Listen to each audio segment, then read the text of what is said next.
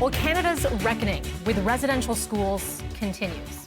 Hundreds of unmarked graves discovered near a residential school in Saskatchewan. But is this news surprising?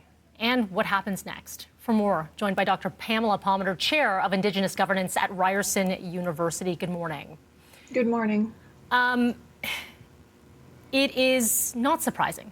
Not surprising for many people, but because sadly, what we saw with the Truth and Reconciliation Commission 2015, numbers were put out there, recommendations were put out there, but was everyone listening is my question.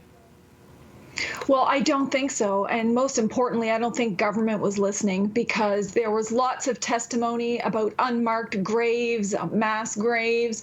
There was lots of evidence about this. They even indicated some of the areas where they thought these graves were. There was significant portions in the TRC report itself about unmarked graves and these issues and the need to identify them and investigate, what happened.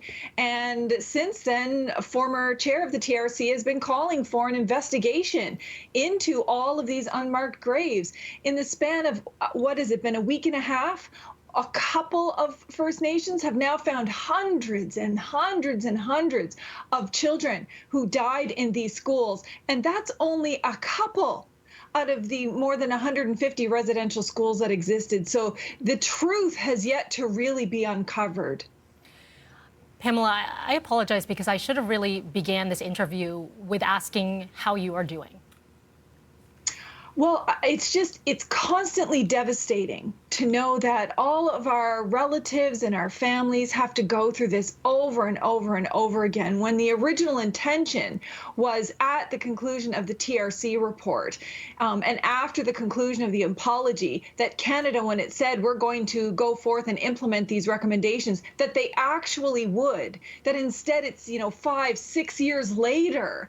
And the only reason why the Canadian public even knows about this is because First Nations said, we're done waiting, we're going to find our children and bring them home. So that's really heart-wrenching to know that this is going to keep happening and going to keep happening when there was time and a place for the government to do that and support First Nations. I only hope that they support these individuals and families and everybody that's impacted now, because everybody who belongs to a First Nation in this country right now is devastated, not shocked, but devastated. And look at how quickly they did it. In a matter of weeks, they were able to locate this. So there's no excuse for why Canada hasn't stepped up until now.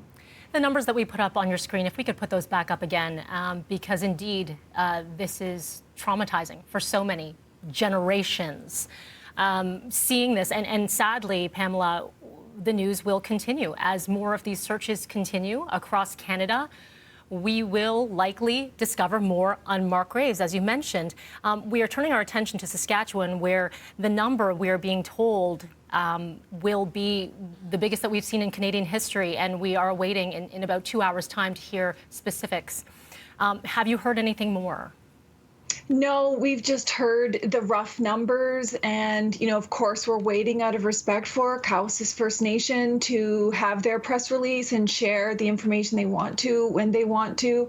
And I think it's also important for viewers to understand that this is how residential schools is not a thing of the past. This is how it's still very much in the future. It's still very much unresolved. And even, and it's linked to the current day crisis of children still being stolen, put into foster care at crisis level rates, children, committing suicide, children being physically and sexually abused in foster care. Children are far more likely to end up in youth corrections or murdered and missing by virtue of Canada's foster care system, which is replicating the residential school system. So it's very much a current lived reality, and Canada's got to stop repeating all of the genocidal acts of the past and put an end to it once and for all so that there can be healing.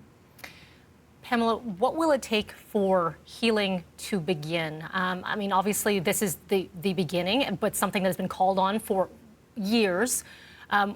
Will it be years, decades, and more discoveries? What will this process look like, do you think? Well, I think there's two parts to that. You know, what we as First Nations are doing to try to locate our children and bring them home to our communities and engage in the long process of ceremony and healing.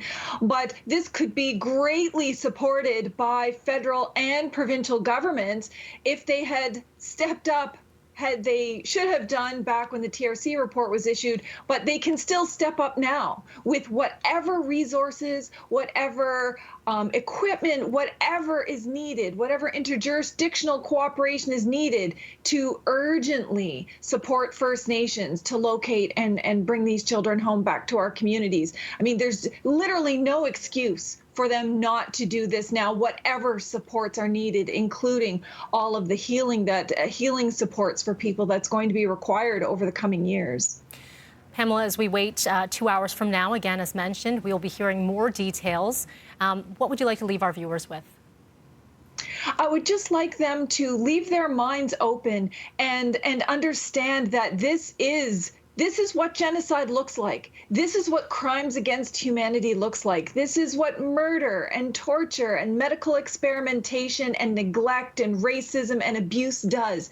This is what Canada called the final solution to the Indian problem. And it is still very much engaged in similar policies. And we need Canadians to support First Nations people and to call on all levels of government to end this devastating policy that it continues through the Indian Act, foster care, incarceration rates, and all of the other things they do in this country. Dr. Pamela Palmater, thank you for joining us this morning. We appreciate it.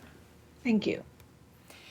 All right, and we will again be following this. 11 a.m. Eastern is where we'll be expecting some more details out of Saskatchewan and more information to come. Right now, we are just going to switch gears for a moment. We're going to bring in Frankie Ferragini, who is watching coast to coast what's happening, at least in the weather department. Good morning, Frank.